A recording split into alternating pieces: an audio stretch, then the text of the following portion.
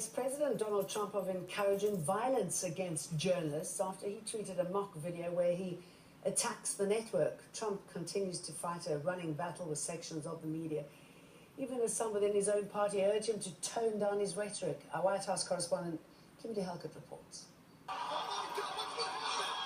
As Donald Trump's staff says repeatedly, his tweets speak for themselves. This is no exception.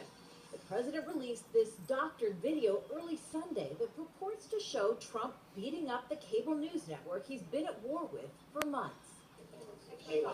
That battle between the Trump White House and the media has been intensifying for days, but his staff is defending the president's latest tweet. He's beaten up in a way on cable platforms that he has a right to respond to.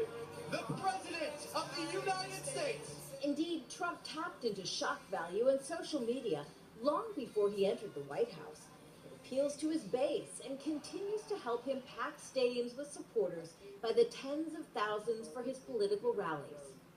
Over the weekend, he lashed out at critics who say his use of social media is not presidential, arguing it's just the opposite.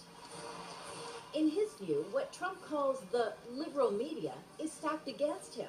So he says social media helps him evade reporters to speak directly to his supporters, his message unfiltered. The fake media is trying to silence us, but we will not let them. Because the people know the truth. The fake media tried to stop us from going to the White House, but I'm president and they're not.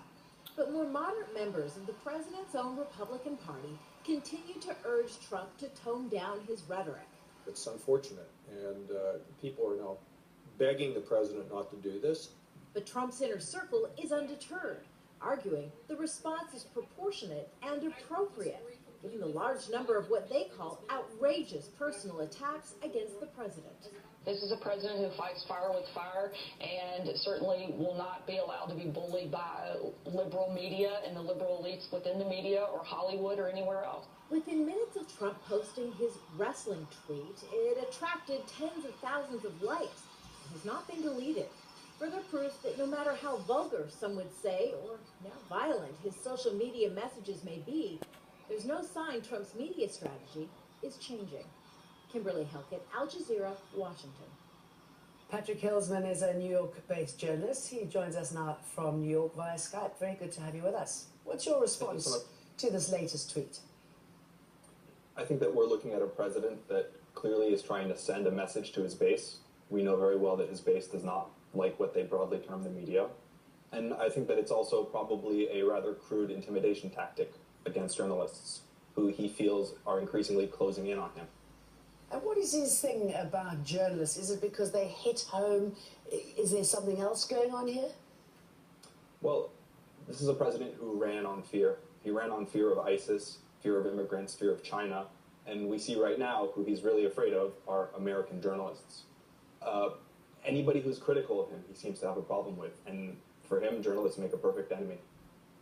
And if he's inciting violence, how come Twitter continues to allow this to happen? I'm not sure what Twitter's policy on that is specifically, but I think that this is typical of somebody with authoritarian tendencies. This type of rhetoric against the media is the sort of thing you would expect from Putin or Erdogan, not from a sitting U.S. president. He also seems to have a particular disdain for women journalists. I would like to point out that there are many women journalists on the front lines in Mosul and Syria who risk beheading, who risk being blown up by car bombs. So I don't think that his crude attempts and his sexist attempts to intimidate journalists will work. But it works on his supporters, doesn't it? I mean, they seem to like everything they hear from him. They certainly do. They certainly do. And I think that this is a major problem. And in a way, you could almost see it as inciting the mob against the free press. So how can the free press, how can journalists respond to this in a way that they don't themselves become targets of Donald Trump? Well, there is a bright side in the sense that the most powerful man in the world who has the ability to launch nuclear weapons is frightened of journalists. I see that as encouraging.